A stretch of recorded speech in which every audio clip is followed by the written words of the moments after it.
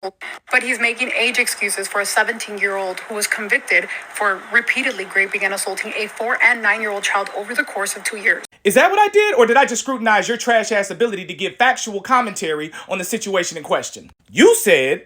After repeatedly assaulting 2 4 and 9-year-old children. So you said after repeatedly assaulting 2 4 and 9-year-old children. But the article said he was merely accused of it. Said it more than once, in fact. Later, accused of 2 more counts of first-degree criminal sexual conduct. If you had just but read a little bit further, you would have realized why he copped a plea. He entered an Alford plea. Let's go ahead and stop right there, because I know what you're irresponsible reporting. You have no idea what that is. In criminal law, an Alford plea is a type of guilty plea in which the defendant does not admit to committing the crime, but agrees that the prosecution has enough evidence to obtain a conviction.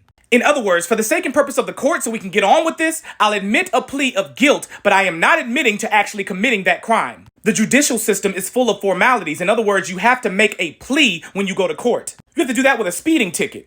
Literally, you can make a plea of guilty, pay a fine, but that doesn't mean that you're pleading guilty to actually doing it. It's saying that you don't want to contest it. Or, as it were, pleading no contest. If you don't, you must certainly show up to court and defend your case. Here's the thing, if you cop the plea, you might just have to pay a little money. If you don't and you go to court, you're gonna have to pay the legal fees as well as, if you are convicted, whatever that penalty may be. You outright said he did it. Can you show us the proof of that? Because the prosecution sure didn't. And there is no copping a plea for that type of crime. You're going straight to prison if we have evidence that you did it. They merely had evidence to go to trial.